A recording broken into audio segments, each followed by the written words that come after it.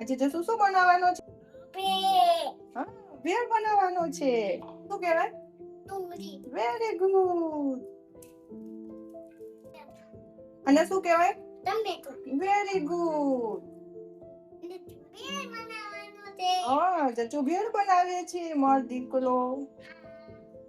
હા આ કેટલું કેવું? હા, એ ગંદુ ગંદુ છે ને એડવાનું કે આ ગંદુ નથી? ના, એ ખાવાનું છે. ભેળ બનાવી ને પછી. આને શું કહેવાય? હા. હા, મમરા. મમલા. Very good. ચલો મમરા નાખો ને આમાં. કેટલા નાખું કે જેવો? બે ત્રણ ચાર કપ નાખું.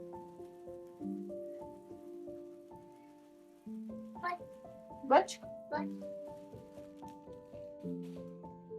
પછી આ શું નાખે મમ્મી?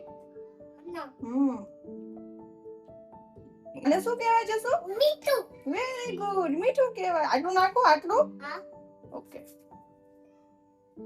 લીંબુ. હા, લીંબુ નાખ દઉં ને પછી હવે ખાવાનું. જસુ કેવી બની ભેળ? મસ્ત મસ્ત બની. કોને બનાવી? જચુએ. ના, જચુએ બનાવી. જચુએ બનાવી. મમ્મીએ બનાવી. ઓ બાપા લે.